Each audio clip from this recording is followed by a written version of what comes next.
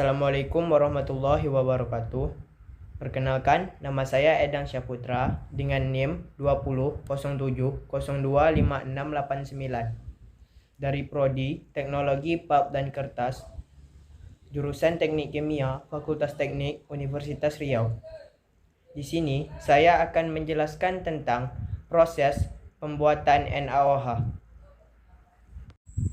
Adapun proses-proses dari pembuatan NaOH, yang pertama yaitu proses Kellner-Castner. Sel Kellner-Castner ini adalah tangki baja berbentuk persegi panjang. Di dalam tangki dilapisi dengan ebonit. Anoda terbuat dari titanium. Lapisan mengalir merkuri. Di bawah bagian tangki berfungsi sebagai katoda. Reaksi ionisasi NaCl 2NaCl 2Na plus ditambah 2Cl-. Ketika arus listrik dilewatkan, mengalir air garam plus Fe dan ion min Fe bermigrasi ke arah elektroda masing-masing. Ion Na plus dibuang di katoda merkuri, natrium disimpan di merkuri membentuk sodium amalgam. Klorin diproduksi di anoda dan diambil dari atas sel. Adapun reaksi di katoda yaitu 2Na plus 2E ditambah 2Na. Na membentuk amalgam. Na ditambah Hg, Na atau Hg ion Na plus terbentuk kembali karena adanya ion H plus di atas tegangan tinggi. Reaksi pada anoda 2Cl- Cl2 ditambah 2E. Pembentukan NaOH, amalgam bergerak ke ruang lain yang disebut danuder, di mana ia diperlakukan dengan air untuk menghasilkan NaOH yang dalam keadaan cair. Padat NaOH diperoleh oleh penguapan larutan ini. 2Na Hg plus 2H2O 2NaOH ditambah H2 ditambah 2Hg. NaOH diperoleh sangat murni dan proses ini sangat efisien. Selanjutnya yaitu proses diafragma sel Nelson.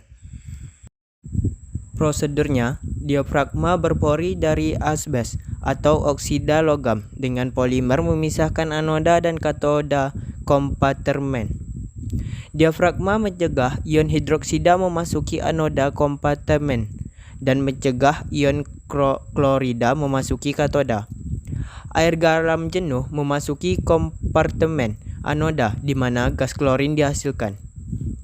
Anoda, elektroda positif, karbon, grafit atau titanium dilapisi dengan RuTi oksida. Katoda, elektroda negatif, stainless. Reaksi pada anoda oksidasi 2Cl- Cl2 ditambah 2E. Reaksi katoda reduksi 2H2 ditambah 2E H2 ditambah 2OH-. Na plus bermigrasi di diafragma ke kompartemen katoda menggabungkan dengan OH- membentuk NaOH. Selanjutnya proses Lowick. Proses Lowick untuk persiapan soda kaustik yang tergantung pada pembentukan natrium ferrite yang kemudian terurai dengan air. Cairan soda ini kemudian dicampur dengan oksida besi dan massa yang diuapkan sampai kering dan dikalkinasi dalam api yang panas, biasanya dalam tungku bergulir. Pada kalsinasi, reaksi antara natrium karbonat dan oksida besi menghasilkan karbon dioksida yang terlepas ke udara dan natrium ferrite yang tersisa dalam tungku. Massa dicuci dengan air dingin sampai semua materi yang larut dihilangkan. Kemudian, pada 90 derajat Celcius air dilewatkan pada natrium ferrite. Kemudian, dekomposisi ini, soda kaustik terbentuk dan oksida besi diperbarui lagi, yang kemudian dikembalikan ke proses kalsinasi. Oksida besi yang digunakan adalah biji besi alami, sangat bersih dan bebas dari silika atau kotoran lainnya. Karena kotoran pada kalsinasi akan menghasilkan endapan hidroksida besi. Tidak baik pada proses, karena memberikan produk sulit untuk diputihkan. Selanjutnya, proses oksidasi cairan putih. Dalam proses oksidasi cairan putih, nitrogen sulfida di cairan putih teroksidasi oleh udara menjadi polisulfidas yang digunakan dalam proses pencernaan. Proses pencernaan adalah di mana selulosa dan semiselulosa dipisahkan dari chip yang berfungsi sebagai bahan kayu untuk membuat pulp. Cairan putih menjadi satu bahan kimia seperti Na2S, NaOH, dan lain-lain. Udara pada proses oksidasi ini terletak di antara proses kaustifikasi dan proses pencernaan.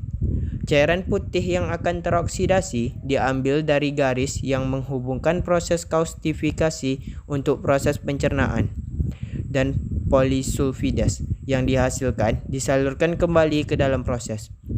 Ini berarti bahwa tidak ada modifikasi sistem yang ada perlu. Proses oksidasi udara ini terdiri terutama dari perangkat filtrasi cairan putih dan reaktor oksidasi. Jenis upper current ini digunakan agar filter efisien, menghapus SS, komponen utama yang menjadi Ca, CO3, dan zat lain dihasilkan selama proses kaustifikasi. Reaktor oksidasi diisi dengan katalis oksidasi, kemudian diberikan melalui blower membuat reaksi oksidasi akan berlangsung. Selanjutnya yaitu metode karmikal. Dalam alat karmikal, sebuah diafragma asbes diserap dengan semen Portland digunakan.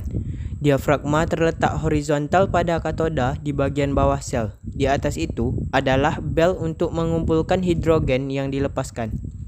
Pada anoda adalah kisi-kisi dari batang tembaga ditutupi dengan karet kertas, di mana platinum ditempatkan ke air garam. Anoda ini ditangguhkan di atas sel, dan klorin dibebaskan, demikian hanya sesaat kontak dengan cairan. Larutan garam dimasukkan ke dalam sel di atas dalam aliran cepat dari tetes, sedangkan campuran soda kaustik dan garam terus mengalir dari bawah. Pasokan air garam begitu diatur bahwa kaustik terbentuk di katoda diambil sebelum ia memiliki waktu untuk menyebar melalui cairan. Larutan yang diambil dari sel berisi sekitar 20% dari soda kaustik dan sekitar 75% dari garam terdekomposisi. Reaksi dilakukan pada suhu sekitar 80 derajat Celcius di atas sel dekat anoda, sementara daerah sekitar katoda disimpan sedingin mungkin. Dengan segera memisahkan diri klorin, diafragma sangat tahan lama. Selanjutnya yaitu proses merkuri. Pada proses merkuri ini, merkuri dipakai sebagai katoda dan grafit sebagai anoda. Larutan NaOH terjadi melalui pembentukan amalgam NaHg. Sel merkuri terdiri atas 3 unit, yaitu yang pertama, sel elektrolisis, primary cell. Di sini NaCl dielektrolisis menjadi Na+ dan Cl-. Selanjutnya, Na+ berkaitan dengan Hg membentuk amalgam Hg. Yang kedua, secondary cell, denude atau decomposer. Di sini Na amalgam bereaksi dengan air membentuk NaOH, H2 dan melepaskan Hg yang kemungkinan direcycle. Yang ketiga, mercury pump untuk memompa Hg dari secondary cell ke primary cell. Selanjutnya yaitu proses exchange membran. Pada proses ini, antara ruang katoda dan anoda dibatasi oleh ion exchange membran. NaCl jenuh dimasukkan ke ruang anoda dan air murni dimasukkan ke dalam katoda. Cl2 dihasilkan di anoda, sedangkan H2 dan NaOH dihasilkan di katoda. Proses ini menghasilkan NaOH dengan konsentrasi sekitar 30%, sehingga dibutuhkan steam lebih banyak untuk pemekatan. Proses ini mempunyai kelebihan dibandingkan dengan proses diafragma dan merkuri, yaitu yang pertama, total energi yang diperlukan, listrik dan steam lebih rendah. Yang kedua, tidak menghasilkan polutan, Hg atau asbes. Dan yang ketiga, memerlukan voltage yang lebih rendah. Sekian penjelasan tentang proses pembuatan NaOH atau caustic yang dapat saya sampaikan. Semoga bermanfaat dan dapat dipahami bagi kita semua. Terima kasih.